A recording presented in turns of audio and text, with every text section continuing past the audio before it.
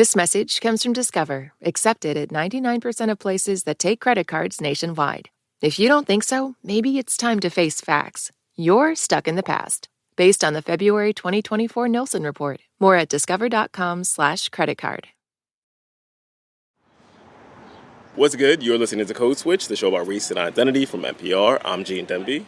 And I'm Christina Kalla. Christina is Code Switch's senior producer. You've heard her work on the show before. But today, Christina is on the side of the mic again to talk to us about food. What are we doing? We are going on an adventure, Gene. I am taking you, drum roll please, for your favorite place in the world. We're going to Taco Bell. Let's go! Let's go. I love Taco Bell, yo. I love Taco Bell. It's actually a problem.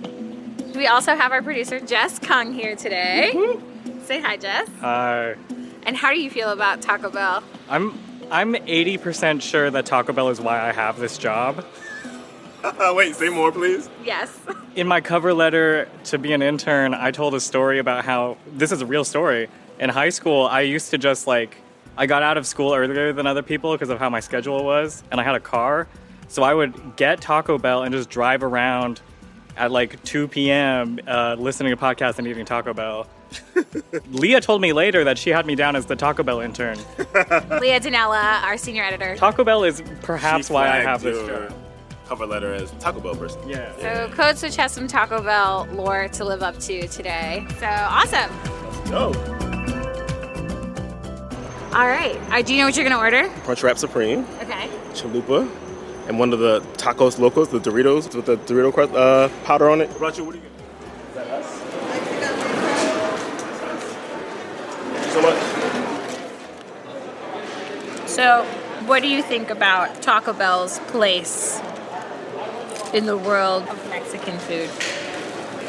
Is Taco Bell Mexican food? I don't think it is. I think Taco Bell, taxonomically, I was going to make a taco joke, I was going to say taconomically, but it's Taco Bell. It's like a different beast, different phylum or something, you know? It's like a platypus. It has sort of the shape of other things, but it is not those things. You know what I mean? So Taco Bell has evolved to be similar to Mexican food? I mean, what is it? I've been thinking about that a lot, which is why I wanted to do this episode about what is Mexican food. What does that mean? Where is the line for what is Mexican food? What is Mexican? What isn't?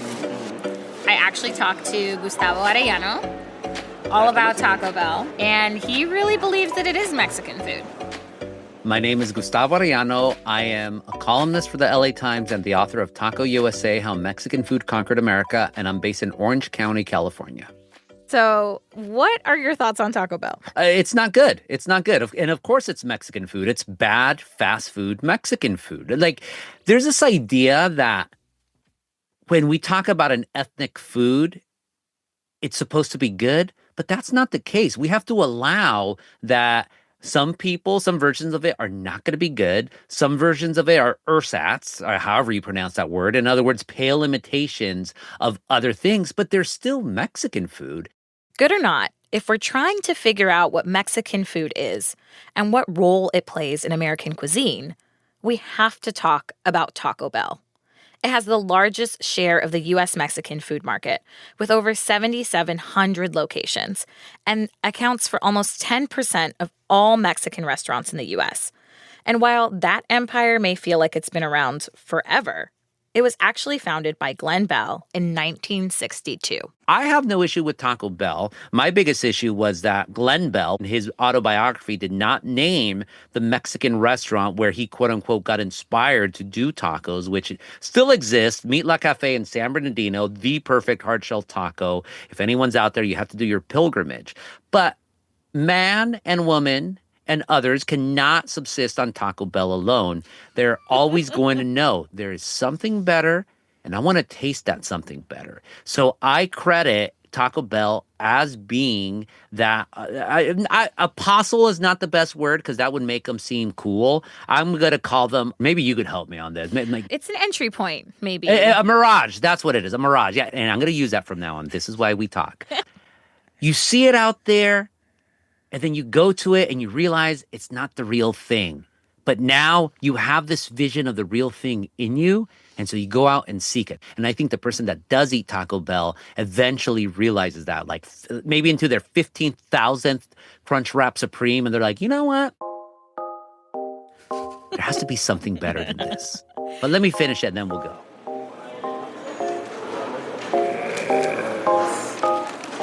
Coming up, we finished our 15,000th Crunchwrap Supreme, and we're searching for something better.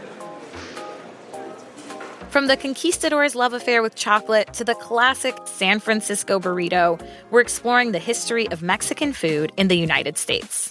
Every taco that a white person eats is a victory for a Mexican, one way or another. Support for this podcast and the following message come from Mint Mobile. Summer is just around the corner. You may break a sweat, but don't break the bank. Get your summer savings at Mint Mobile. Shop premium wireless plans for just $15 a month at mintmobile.com/codeswitch. Upfront payment of $45 for 3-month 5 GB plan required. New customer offer for first 3 months only, then full price plan options available. Taxes and fees extra. See Mint Mobile for details. This message comes from Betterment. Imagining a better future for you or your business is the first step. Investing in that future with Betterment is the next. Whether it's saving for today or building wealth for tomorrow, Betterment helps people and small businesses put their money to work. So be invested in yourself. Be invested in your business. Be invested in better. Betterment. Be invested. Get started at Betterment.com. Investing involves risk. Performance not guaranteed. This message comes from NPR sponsor HP. Easily search through personal files, gain valuable insights, and make smarter, more informed business decisions. Unlock the future of work today with the HP AI PC. With the right tools, work doesn't have to feel like work. To learn more, go to hp.com/AI PC. Mexican food to me is delicious. Mexican food is historic. Mexican food is popular. Mexican food, above all, is an amalgamation of all the different traditions that have gone through Mexico over the millennia. And Mexican food is also hyper-regional. And really, at the end, Mexican food is whatever someone calls Mexican food. And I know that's not what you're supposed to say, but hey, I'm the guy who wrote the book on Mexican food, so therefore that's gospel. It's a commandment, better yet. What do you think most Americans at this point think of as Mexican food? Mexican food in the United States is like a 7-layer bean dip, in where every decade or so you get this new, quote unquote new, trend, fad, whatever you want to call it, that people think is quote unquote authentic. No, this is the authentic Mexican food we've been waiting for. And the previous quote unquote authentic Mexican dishes that had entranced Americans so much, they get pushed down.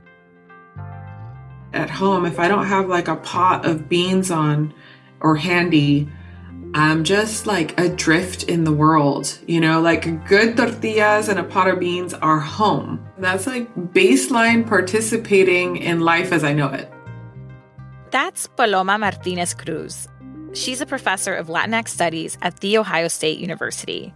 And she's fascinated by what we eat and how that food gets to us. If I'm not me without tortillas and frijoles, I'm not me if I'm not defending tortillas and frijoles. I'm not me if I'm not defending our right to have dignity and ecological balance in my tortillas and my frijoles. Paloma is Chicana and New Yorican. In her book, Food Fight, Millennial Mestizaje Meets the Culinary Marketplace, she explores issues of appropriation, food pathways, and ethical consumption.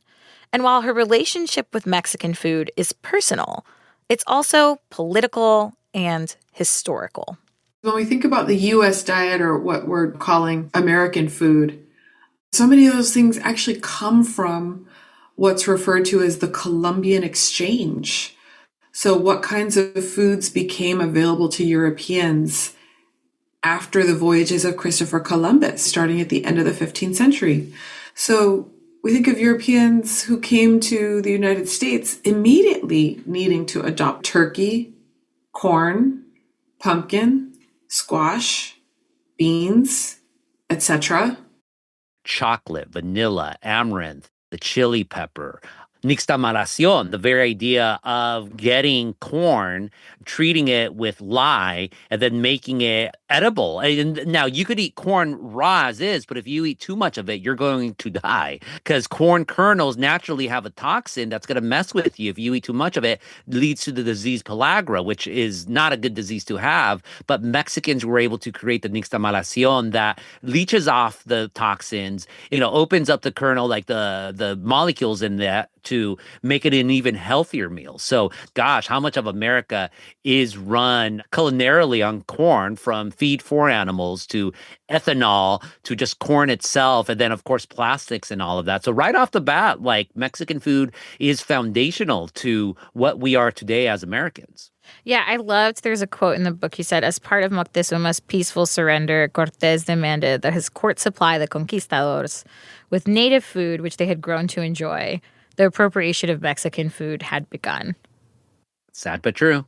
I think from the start, it's important to acknowledge that Mexico, well, when it comes to Mexican food, people have been entranced by it because, again, there's just so much deliciousness to it. There's so much health to it. There's so much there that it also leads to people saying, I want a part of it. And for the most part, I agree that people should be allowed to eat other people's food and even make it their own. But when it comes with colonization, when it comes with exploitation and all those other things, then that's when it gets ugly. And obviously, in the case of the conquistadors, it became ugly fast. But on the other hand, even within the realm of appropriation, you have a total cliche, but it's an important cliche, resilience. So the Spaniards, they tried to convince the natives that their pulque was terrible, that it would poison them. And so they try to outlaw it. They try to convince the indigenous folks that if you want to be successful, you need to eat wheat, you need to eat bread. Corn is not going to allow you to have a truly Christian and European mind. And yet here we are. Yes, trigo, bread, tortillas de harina, they are a part of Mexico, but corn, como se dice, sin maíz no hay país. We are the people of the corn, and so we persist. And they persisted right through 1848 and the signing of the Treaty of Guadalupe, when, as the saying goes, the U.S. border crossed half of Mexico. What used to be northern Mexico became the United States. And so you have culinary traditions that were in some ways not entirely interrupted, right? You had the consistency of Mexican food in what became geographic United States. When we think about barbecue, we have to think about Texas and how the fajita, for example, that translates as into like a belt or a sash. And that skirt steak was a cut that was often given to ranch hands as payment. That's cowboy food. That's very much a north of the border type of thing to eat. Between Tex-Mex and let's just say Taco Bell, those became like blueprints of what we think of as Mexican food in the United States. The example I always give, the first popular, quote unquote, Mexican food item in the United States was chili, as Americans would call it, with an I, which Texans still know as chile con carne. Now you think of chili dogs, chili burgers, chili in a can, and all of that. But at one point in this nation's history, it was seen as authentic Mexican food. Fun fact, one of the ways Mexican food made its way across the U.S. was in cans, which actually included tamales, sign me up, and tortillas. I'll stay far away from that. Though Gustavo told me you can still buy canned tortillas from prepper companies. Because, hey, if the apocalypse is going to come, you still need tortillas, right? You might also need a margarita. The margarita came from Los Angeles, and it was invented to give, like, ladies who worked, had some discretionary spending and wanted to take themselves out for a special occasion. It was a Mexican version of a daiquiri. The big massified burrito, that was a San Francisco Bay Area invention, taking the standard size burrito and making it palatable for the fire workers and construction workers who came in and wanted larger portions. But now we think of Chipotle and how that's everywhere. But that definitely came from trying to appeal to non-heritage appetites and non-heritage consumer demands. Mexican food as a category is hyper regional in a way that most people can never comprehend because they're not traveling across the United States. So I have found even more traditions that have challenged my idea of what Mexican food is and have contributed greatly to my panza. It's true. Sad but true, but it's okay. It's been delicious. It's worth it, right? Yeah. I love that. That also really makes me think about authenticity, I guess, a little bit. Like that's an emotional part that I think is connected with food because it's such a carrier of culture. Like it's such a carrier of identity. For me, there's also like this protectiveness that comes up. I don't know if you feel that way. No, I don't. Okay. But no. But that's always, it's interesting, the idea of authenticity. So I always say either it's all authentic or none of it's authentic. And then my compa, Jose Rala, who's the taco editor for Texas Monthly, he says that the idea of authenticity is predicated on someone's grandmother. If your grandma made it, that makes it authentic, and then everyone else is a bunch of fakers.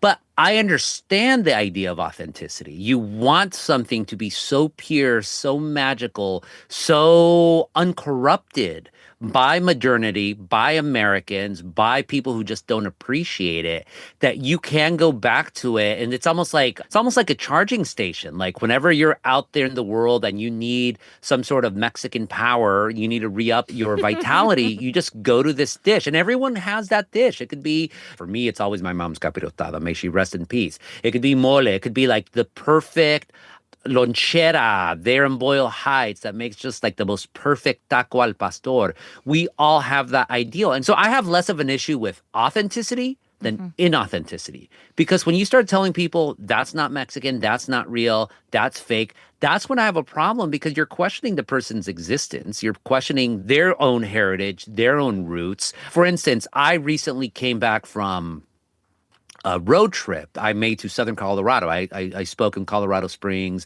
and Pueblo, and their dishes are amazing because they have their own style of chile, the mirasol pepper. They make these hard shell tacos, but they make them with flour tortillas, and they call them white. So like if you want a chicken taco, you say, I want a chicken taco on white. And it is just the most delicious, fluffy, perfect crunchy taco you'll ever eat.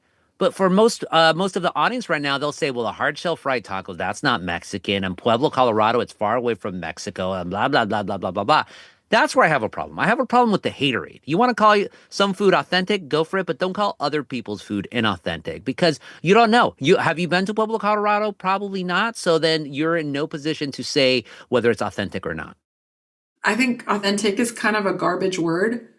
The words authentic and exotic are ways of like othering or fetishizing something, every establishment is going to be adapting to the ingredients that make sense and to the consumers, right? To the eaters that this place is preparing food for.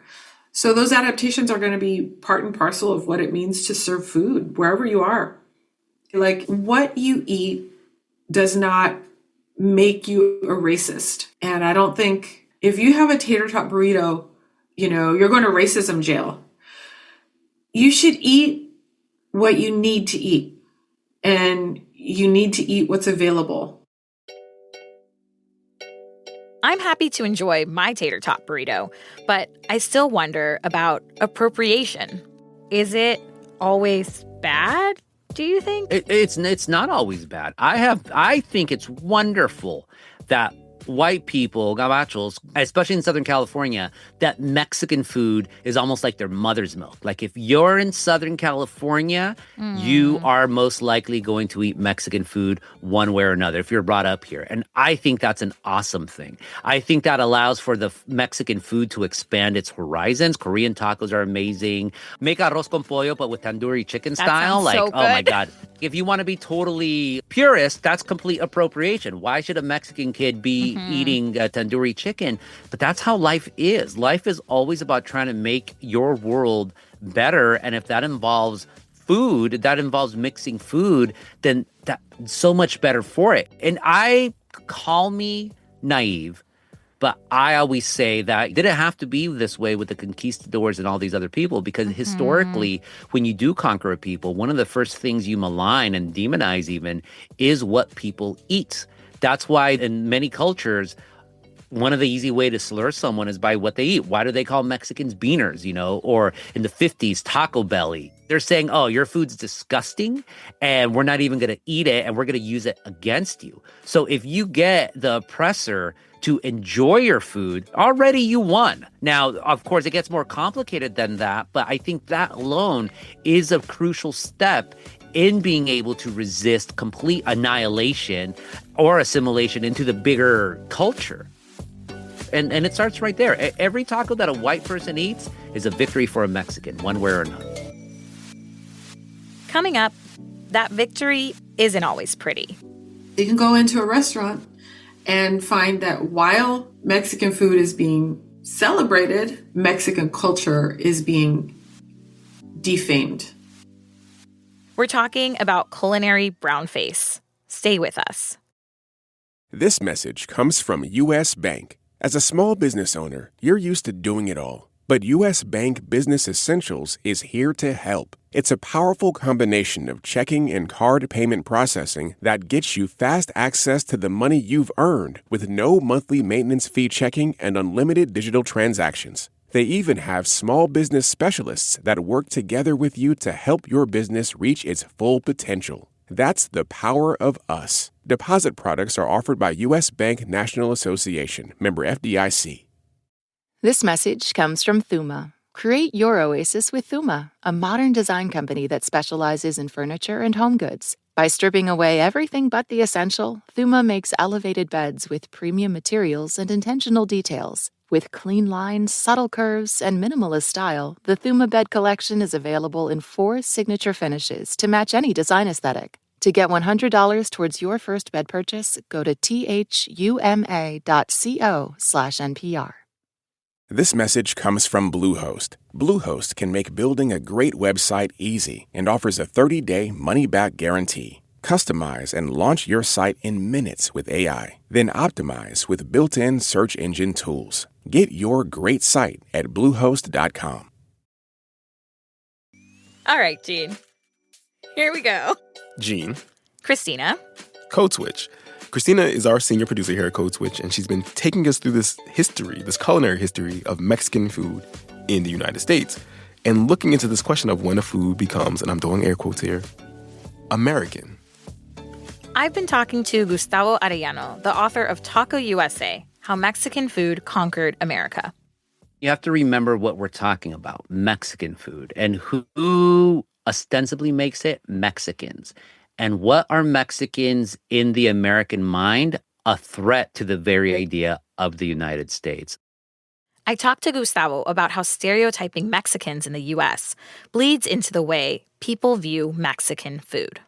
This is a centuries-long struggle, fight, war, clash of civilizations, if you will, that really goes back to the idea of the Black legend that the English created about the Spaniards, that anything that the Spaniards and their descendants touched was doomed, was filthy, was perverted, and all of that. Yet the American mind could not avert their eyes to the allure of everything that Mexicans offer them. So when it came to Mexican food, it was seagull meat, it was dog meat. They call loncheras, taco trucks, roach coaches. Mm-hmm. You have to watch out for Montezuma's revenge. You can't eat beans because it's going to make you fart. This, and that. But that never stopped the American from consuming the meal because, it's easy to trash gabachos. It's like the easiest thing to do, but you got to give them credit when credit's due because it has been the American, the white American above all, historically, things have changed now. We're a more diverse country, thank God, that has been wanting to eat Mexican food, that has made Mexican food such a success, and that paved the way for other cultures and Mexicans more than anyone to be able to be successful off of Mexican food and to not just successful, but allow them to realize, like, hey, I can bring in my regional food, and it's first going to feed my compadres y comadres, mis paisanos y paisanas. But then other people are going to realize how amazing it is, and so it'll be able to stand on its own. Yeah, so this brings me to the question that I'm trying to ask in this episode, which is really like when and how a food becomes, quote unquote American. Yeah. And if that's even like a yardstick we want to be measuring by. So Mexican food is the third most popular food in this country. Huh. Yeah. And about 1 in 10 new restaurants in the US is Mexican. Yeah. So there's this huge love of Mexican food, but where does that leave us? Like, is it America's cuisine? Is that even a question that we should be asking? Yeah, look, Mexican food is as American as tacos. Straight up. Mexican food is also interesting in that it, along with Chinese food and Italian food, I would argue, are American foods that are nevertheless always seen as foreign. Yeah, pizza at this point, no one thinks it's foreign food, but look, it's Italian food. Orange chicken, same thing. And of course, it's Americanized, but with Chinese and Mexican food, because those countries are so huge and you still have that patterns of migration, new quote unquote new styles of those foods are coming into the United States and replenishing itself. But still, like you could go to small town America and you still have the classic Chinese American buffet. So I totally think Mexican food is American food. Again, because people who are not of Mexican heritage growing up with it, making businesses out of it, being part of that landscape.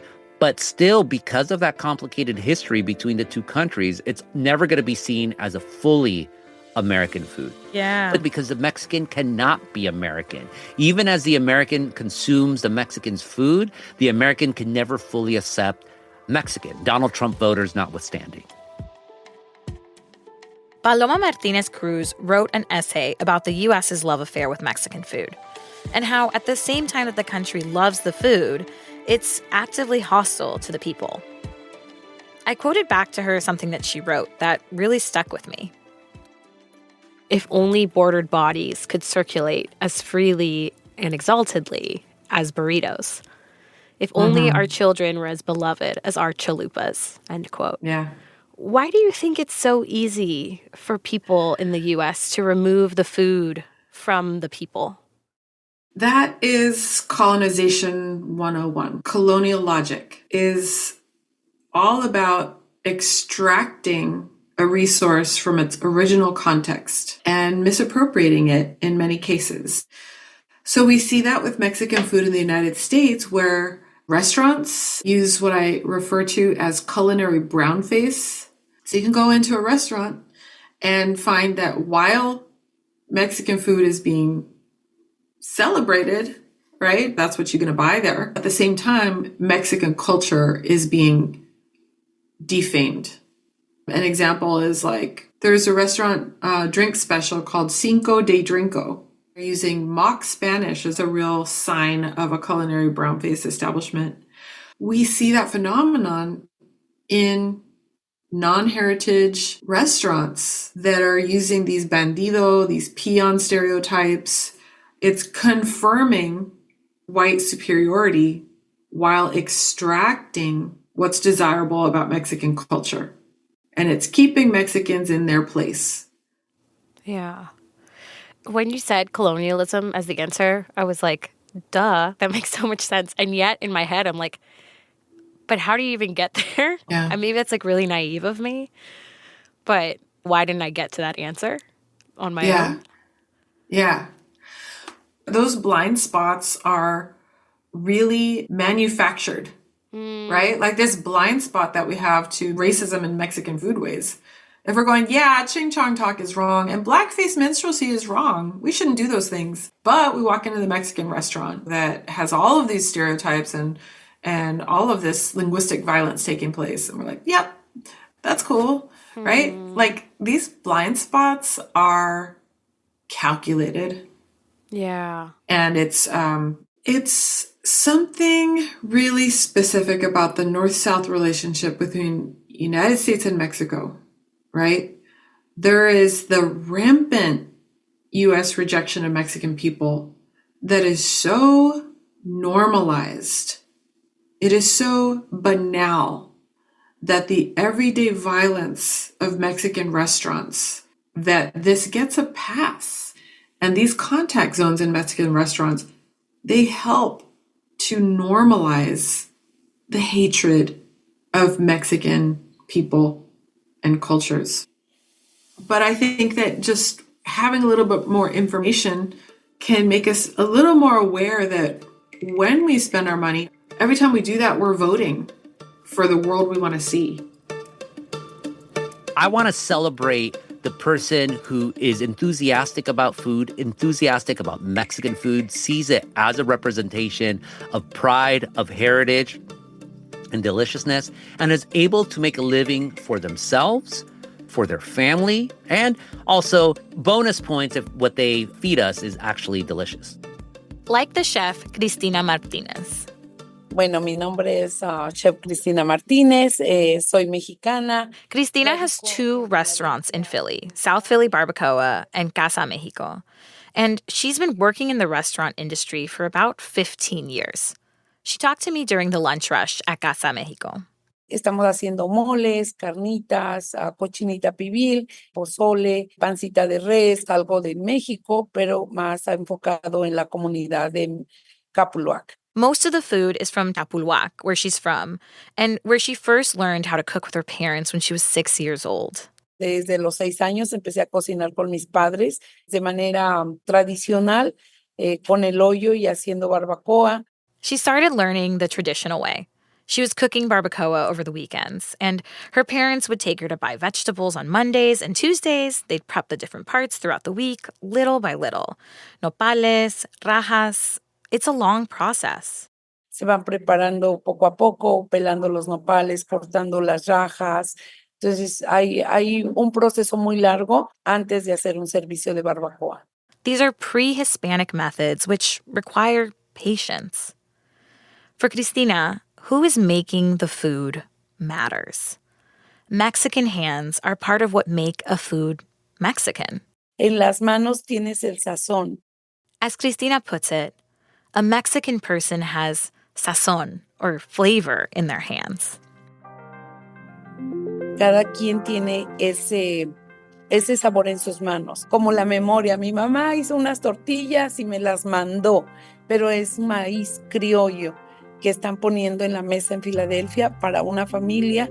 Pero eso es súper importante porque la alimentación sigue haciendo que la gente dure más años. And that's what people yearn for when they yearn for home. A tortilla their mother made with traditional ingredients. It's important to bring that to the table. I would say Mexican food at its best, you can't just find just anywhere. Like you have to go and find it and appreciate the regionality of all of that. And yeah, I extend that to the United States as well. Everybody's authenticity is based on their memory and their experience of a food and a place. It might be what your grandma made. It might also be the thing you grew up eating. For Paloma Martinez Cruz, it's the pot of beans that's always sitting on the stove. For Gustavo Arellano, it's his mom's capirotado. But someone else's grandma might have made something different, like a tater tot burrito. And who's to call you out on what dish restores your life force, your energy? Mexican food, just like Mexican people, has been in the U.S. for longer than it's been a country. So go out and find some. Maybe just not Taco Bell. And that's our show, even if it ended on Taco Bell slander. You can follow us on Code Switch at NPR Code Switch, all one word. If email's more your thing, ours is codeswitch@npr.org. And listen in the NPR app or wherever it is you get your podcasts.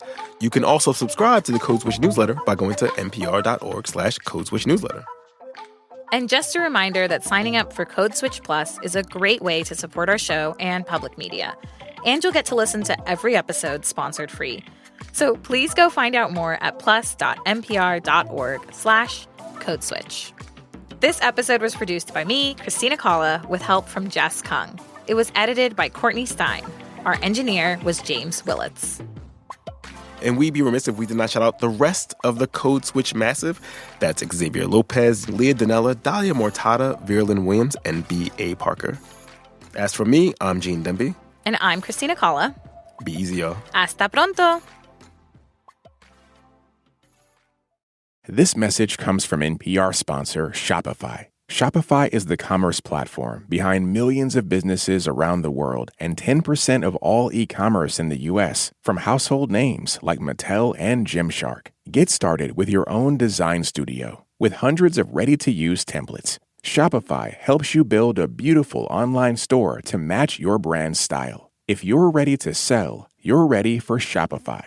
Sign up for your $1 per month trial and start selling today at shopify.com/NPR. This message comes from LinkedIn Ads.